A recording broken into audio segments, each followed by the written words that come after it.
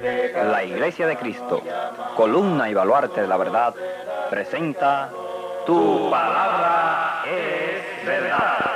Nuestro lema es hablar donde la Biblia habla y callar donde la Biblia calla. Escúchelo todos los días, de lunes a viernes, de 4:30 a 5 de la tarde, por esta emisora. Escuche nuestra dirección al final de este programa.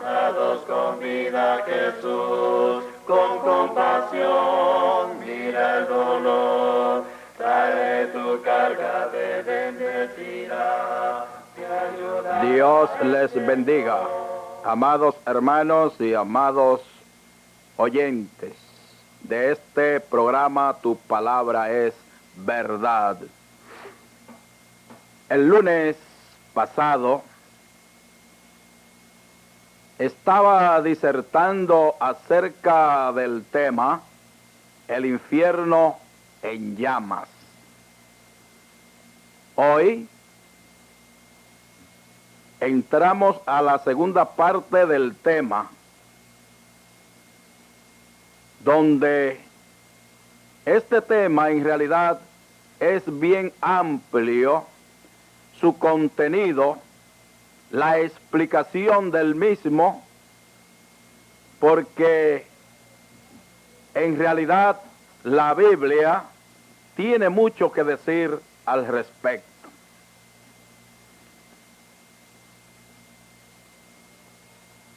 Sin embargo,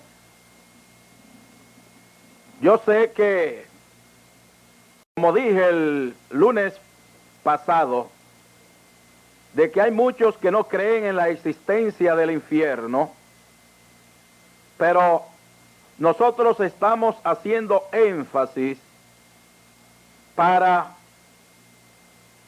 enseñarles a ellos que la Biblia, la palabra de Dios que no miente, dice que existe el infierno, el castigo aún después de la muerte. Y también en el día del juicio final en adelante, por toda la eternidad, existirá ese castigo imprescindible. Pero antes de entrar en detalles, vamos a escuchar una canción, un cántico espiritual que la Iglesia de Cristo canta sin el acompañamiento de los instrumentos musicales. Escuchemos, pues.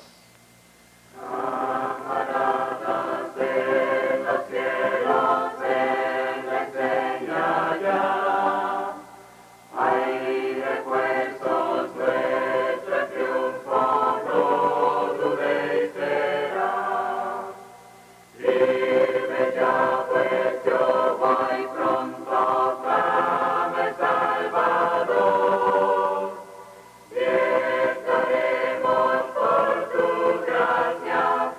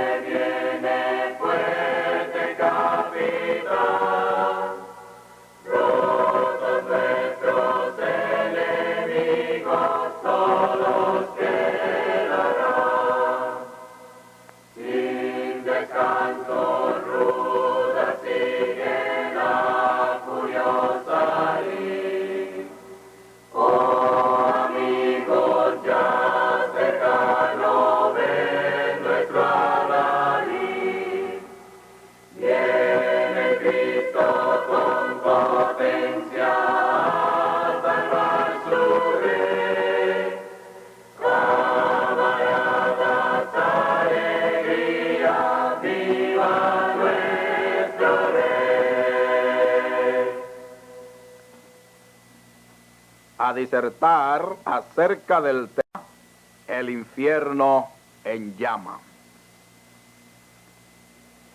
Se habla del infierno como la hoguera encendida de Jehová. Isaías 30, 33. Las llamas eternas. Isaías 33, 40. Lucas 16, los versos 19 y 21, 20 y 21. Segunda Tesalonicenses, capítulo 1, los versos del 1 al 8. Y también se habla del gusano que nunca muere, en Isaías 66, 24. Y Marcos 9, 48. El oprobio y la vergüenza eterna, Daniel 12, 2. El fuego que nunca se apaga, Marcos 9, 43 y 48. Y Mateo 18, 8. Como Mateo 25, 41. Hebreos capítulo 10, los versos 26 y 27. Pero vamos ahora a leer para detenernos un poquito en estos 3 o 4 versículos que vamos a leer. En Mateo capítulo 13, desde el verso 40 hasta el 42. De manera que como se arranca la cizaña y se quema en el fuego, así será en el fin de este siglo. Enviará el Hijo del Hombre a sus ángeles, y recogerán de su reino a todos los que sirven de tropiezo y a los que hacen iniquidad. Y los echarán en el fuego, en el horno. Allí será el lloro y el crujir de dientes. Bien. El día del juicio, dice la Biblia, enviará Jesús a los ángeles y tomarán del reino a los que sirven de tropiezo y los echarán en el horno que arde. Ahora bien, en esos textos ya leídos, Jesús da la explicación de la parábola del trigo y de la cizaña. La explicación, la respuesta a sus discípulos. Ahí no hay simbolismo, no hay metáfora, sino la explicación exacta. Y preguntamos, ¿qué es entonces ese horno? ¿Qué representa el horno? ¿Qué representa? Porque ya no es un simbolismo. Está la explicación de la parábola del trigo y la cizaña, cuando Jesús la explica y dice, esto significa aquello. Y principalmente en ese punto, que es lo que interesa en este momento, en cuanto a los que sirven de tropiezos, serán tirados, echados en el horno. Y no se habla de un horno apagado, sino en el horno de fuego. Y se confirma con Mateo 25, Mateo capítulo 25, el versículo 41, que dice de la manera siguiente. Entonces dirá también a los de la izquierda, apartaos de mí, malditos, al fuego eterno, preparado para el diablo y sus ángeles. Apartaos de mí, malditos, al fuego eterno, preparado para el diablo y sus ángeles. O sea, los perdidos serán echados en llamas eternas, juntamente con Satanás y sus demonios. Eso es lo que dice Mateo 25, 41. Y yo no sé cómo es que por ahí principalmente los testigos de Jehová y otros, tuercen las Escrituras. Esto es lamentable en realidad.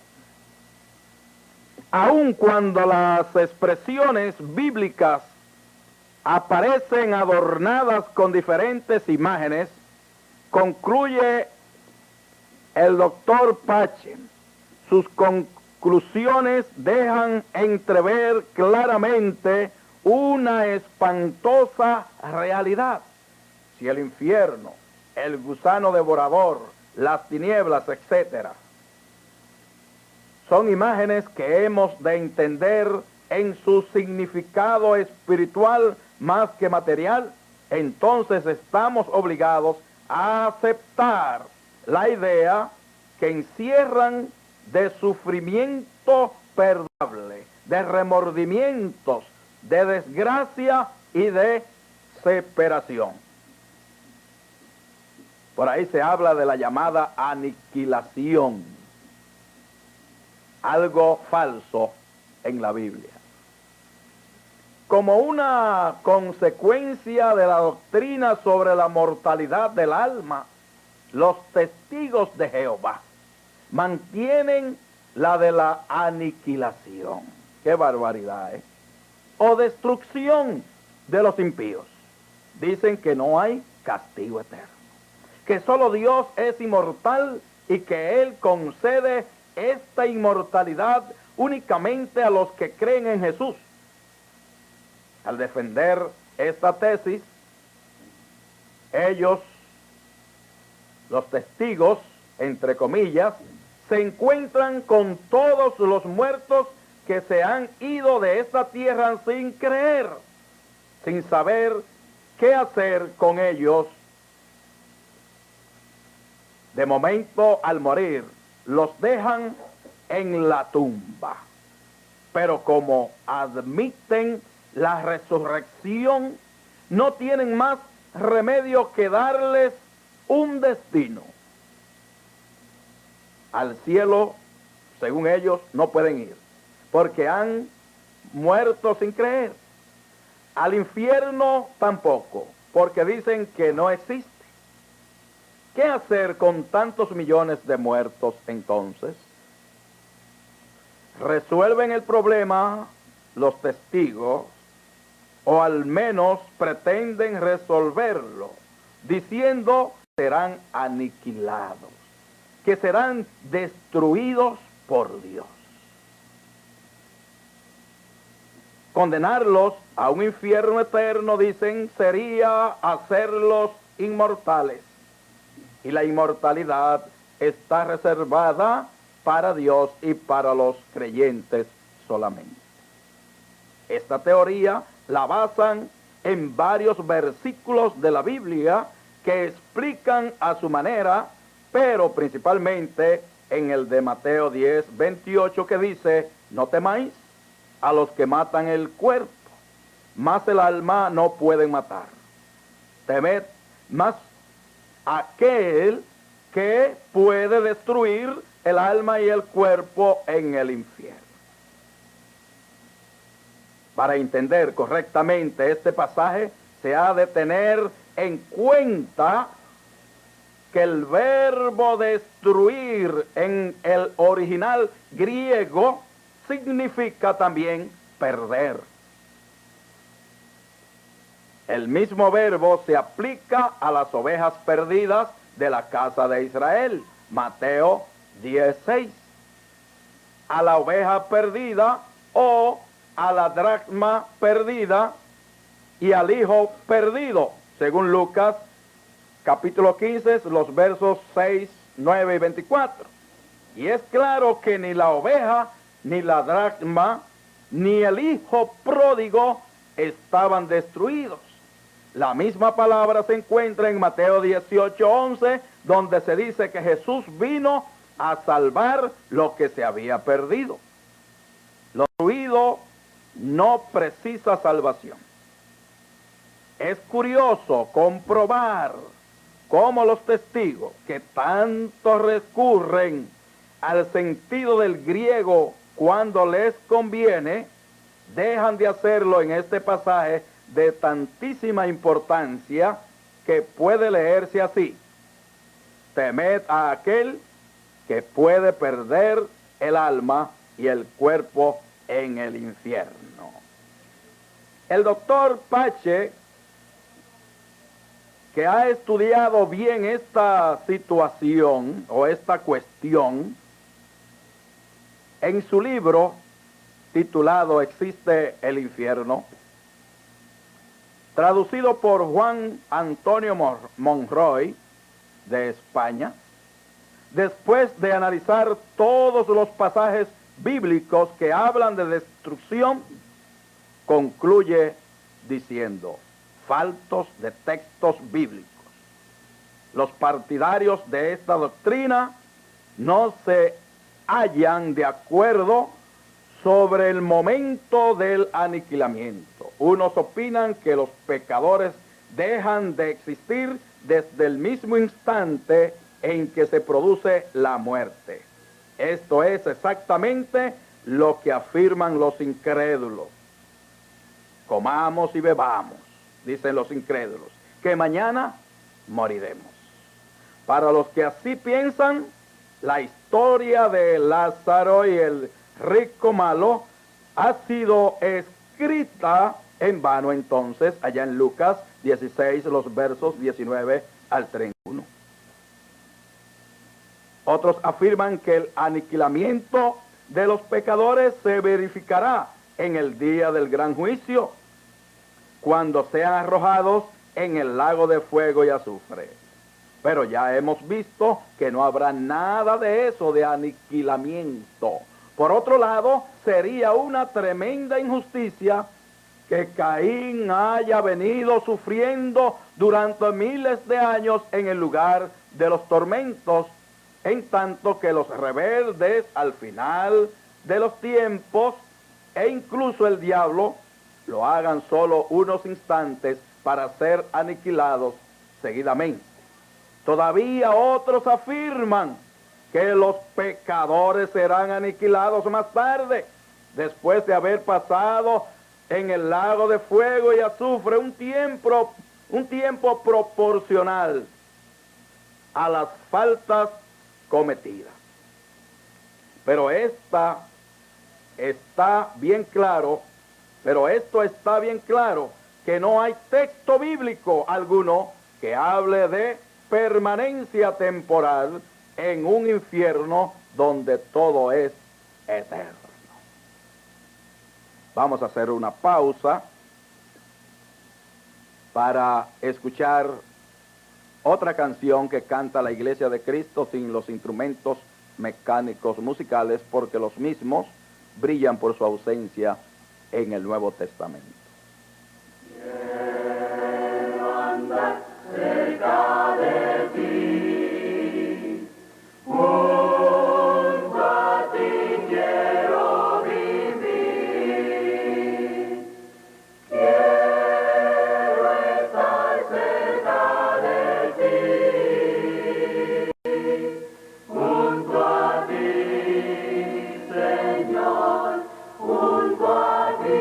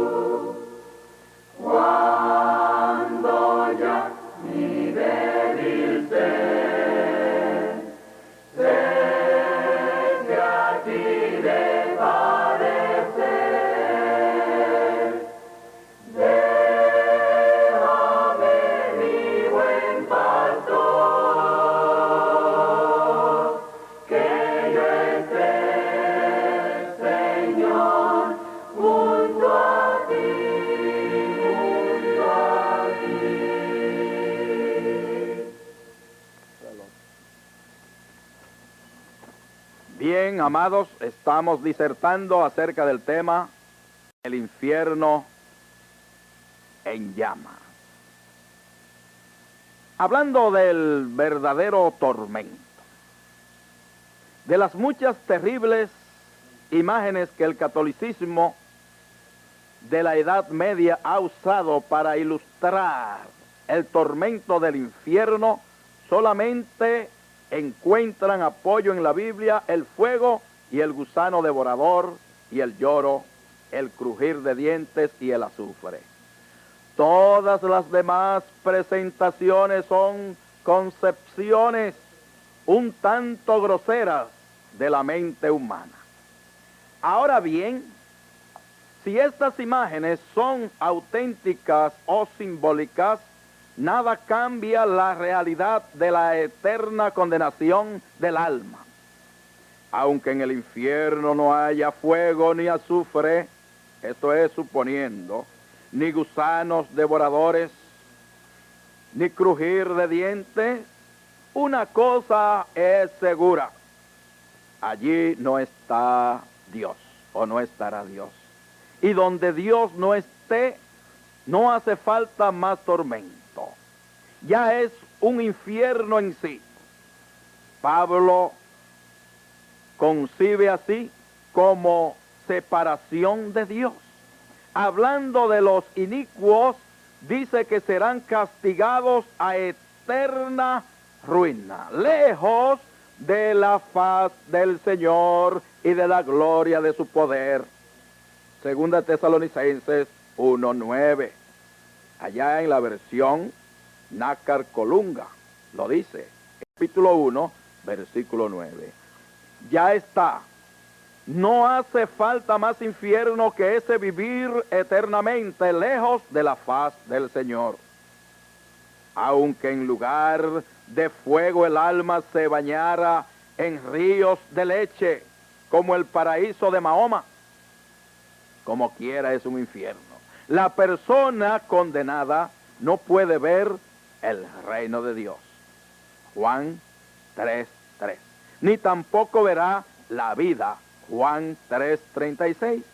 En esta situación, esté donde esté, si hallara en un infierno, contenga lo que contenga, debe ser algo espantoso. La Biblia dice que Cristo vino a salvarnos de la condenación. Y muy grave debe ser esa condenación cuando Dios se encargó, se encarnó, sufrió y murió para salvarnos. Una salvación pagada a semejante precio debe ser algo grande. Gloria a Dios. Como grande debe ser también la condenación que concede al alma humana un precio tan elevado. Es de lógica. Amados oyentes, en realidad tenemos que creer que existe un infierno. No podemos echar las palabras de Cristo, el Hijo de Dios, por tierra. No podemos hacernos los indiferentes frente a esta verdad tan fundamental de Jesucristo. Porque en la explicación de la parábola del trigo y la cizaña, en la explicación, no en la parábola misma, en la explicación, allí está donde dice que hay un horno de fuego. Recordemos que hay un castigo después de la muerte. Este castigo lo experimentó el rico. Aquel rico que no se compadeció de Lázaro, aquel que estaba lleno de llagas. Su cuerpo fue sepultado, pero más allá de la tumba, era el lloro, era el tormento, estaba en llamas de fuego. Deseaba que se mojara el dedo Lázaro y lo pasara por su boca. ¿Qué significa eso? Si lo ponemos simbólicamente, ¿qué significaría? Si decimos que eso es una parábola, estamos mintiendo, porque una parábola no contiene nombre propio. Y la historia del rico y Lázaro, en realidad, es una historia, porque allí hay nombres propios. Hasta aquí el mensaje titulado El infierno en llamas. Pero el próximo lunes continuaremos con el tema. Ahora vamos a saludar a algunos hermanos para darle entonces conclusión a este servicio. La hermana Pavón también, que está en sintonía con este programa. También le recordaremos a los hermanos que los próximos días del mes de febrero, 11, 12 y 13, se efectuará una campaña en el barrio de los Tres Brazos y están todos invitados.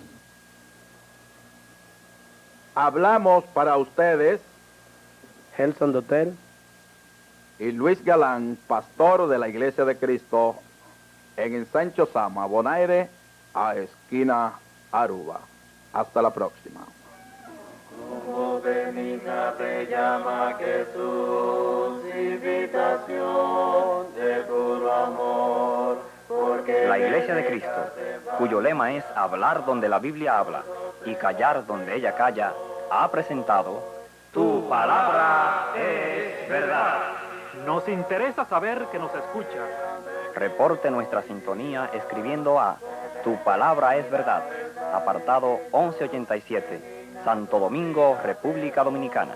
También puede llamarnos al 596-1745 y 596-4072. mira el dolor, trae tu carga de bendecida.